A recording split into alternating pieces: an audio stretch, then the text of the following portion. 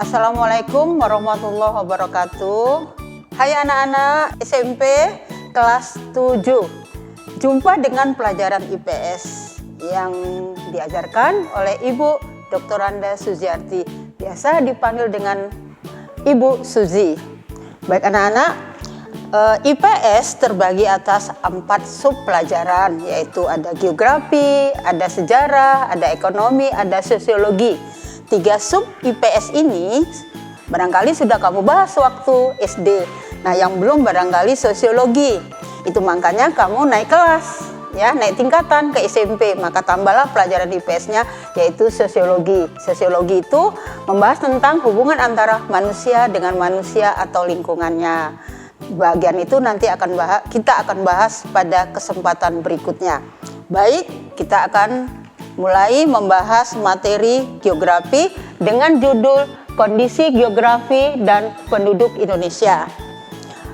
Kondisi geografi adalah kondisi permukaan bumi, kondisi kenyataan di permukaan bumi. Kenyataannya di permukaan bumi ini, wilayah itu terbagi atas 2 bagian, yaitu wilayah daratan dan wilayah perairan. Anak-anak yang Ibu sayangi, Indonesia, negara kita ini, luas perairannya jauh lebih banyak dibandingkan daratannya. Perbandingannya adalah 3 bagian untuk perairan dan 1 bagian untuk daratan. Sekitar luasnya daratan itu sekitar 1.900.000 sekian daratan, sementara perairan 3 juta lebih.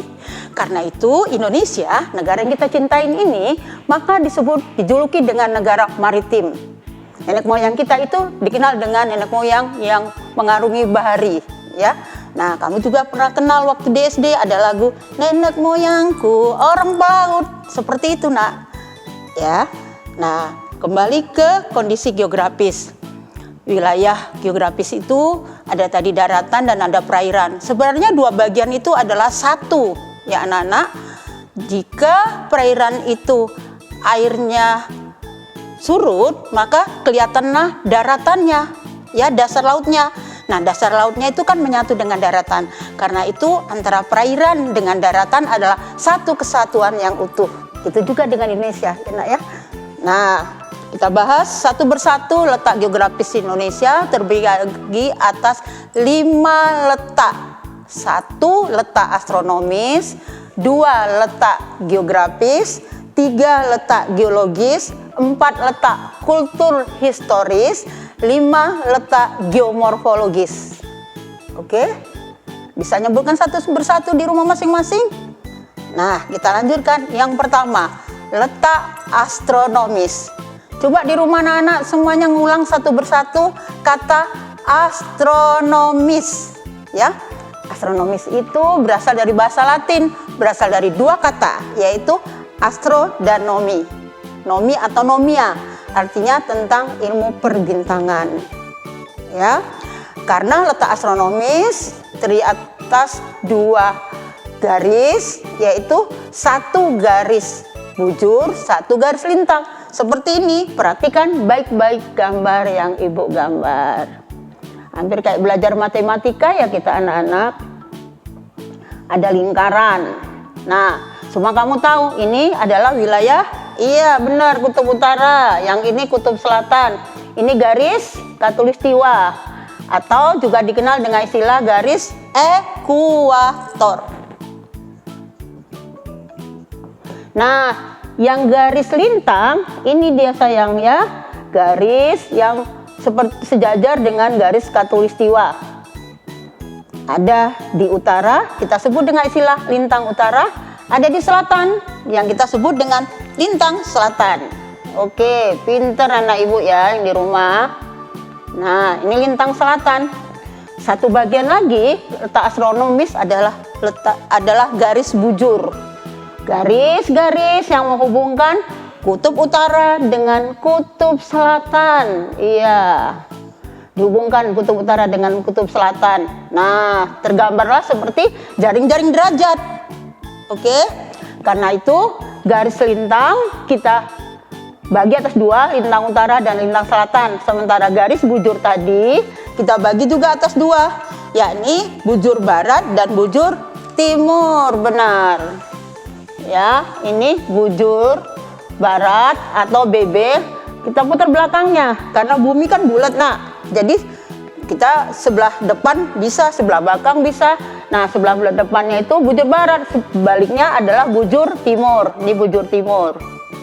Nah, Indonesia letak astronomisnya berada pada 6 derajat lintang utara sampai 11 derajat lintang selatan, dan diantarain oleh 95 derajat bujur timur sampai 141 derajat bujur timur. Nah, kita kenal Indonesia. Kalau kita lihat letak astronomis itu pada peta Indonesia, 6 derajat itu berada pada Pulau W. Iya, di Aceh, Nangro Aceh Darussalam, Pulau W. Sementara 11 derajat lintang selatan itu berada di Pulau Timor, ya, wilayah paling selatan. Kemudian bujurnya 95 derajat bujur timur, ini juga berada di Pulau W. Karena Pulau W itu adalah wilayah titik nol Indonesia. Nah, yang paling ujung sampai 141 derajat bujur timur itu adalah berada di Pulau Papua, Provinsi Papua. Baik, ini tadi tentang letak Indonesia, letak astronomis Indonesia.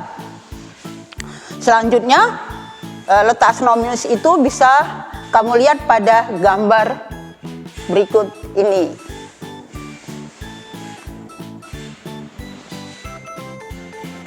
Perhatikan baik-baik letak astronomis itu, ya. Pada gambar itu tertera istilahnya bahasa asing ada North Pole. North artinya utara, sementara South Pole artinya selatan atau kutub selatan dan kutub utara. Nah, kita lihat letak astronomis itu di wilayah Indonesia tadi sudah Ibu terangkan. Jadi sebagian besar wilayah Indonesia kebanyakan berada pada posisi selatan Khatulistiwa. Nah ya, Sumatera, Jawa, Kalimantan, Sulawesi, Papua, kebanyakan di selatan pada lintangnya. Dan kalau pada bujur, wilayah Indonesia itu terletak pada wilayah timur. Makanya kita disebut orang timur. Baik, kita lanjutkan pengaruh letak astronomis itu terhadap pembagian wilayah waktu Indonesia. Ya, karena wilayah Indonesia yang 1/8 keliling bumi itu, maka wilayah Indonesia terbagi atas 3 daerah waktu. Kamu lihat pada gambar berikut ini, yaitu wilayah WIB, waktu Indonesia bagian barat, terdiri atas Pulau Sumatera, Jawa, dan sebagian Kalimantan. Dan yang kedua, wilayah WITA, waktu Indonesia bagian tengah, Kalimantan Utara dan Kalimantan Timur, serta Pulau Sulawesi dan NTT. Yang ketiga, WIT, waktu Indonesia bagian timur, yaitu Maluku dan Papua. Yang kedua yaitu letak geografis. Nah, kamu lihat gambar pada tayangan berikut ini. Letak geografis Indonesia diapit oleh 2 benua, sebelah utara benua Asia, sebelah selatan benua Australia, dan sebelah timur Samudra Pasifik, sebelah barat Samudra Hindia. Selanjutnya, letak yang ketiga adalah letak geologis Indonesia. Letak geologis itu adalah letak suatu wilayah berdasarkan lapisan batu-batuannya di permukaan bumi. Maka Indonesia terletak di antara Sirkum Pasifik dan Sirkum Mediterania. Yang keempat yaitu letak kultur historis. Kultur historis artinya letak suatu wilayah berdasarkan sejarah kebudayaannya. Sejarah kebudayaan kita dipengaruhi oleh kebudayaan dari India dan dari Cina serta dari Arab. Karena dulu pedagang-pedagang dan pelaut-pelaut itu banyak berdagang ke Indonesia, datang dan mempengaruhi kebudayaan Indonesia, sehingga kebudayaan Indonesia menjadi beraneka ragam. Yang terakhir, anak-anak, yaitu letak geomorfologis. Inilah gambarnya. Geomorfologis adalah letak suatu wilayah berdasarkan bentuk permukaan buminya. Karena itu maka wilayah Indonesia pertama dipengaruhi oleh perbedaan suhu udara. Pada musim panas cukup panas, pada musim dingin kita tidak mengenal musim dingin, musim hujan. Jadi Indonesia hanya mengenal musim kemarau atau musim panas dan musim penghujan. Pengaruh yang kedua dapat menentukan tentang kualitas dari batu-batuannya, bahan-bahan tambangnya.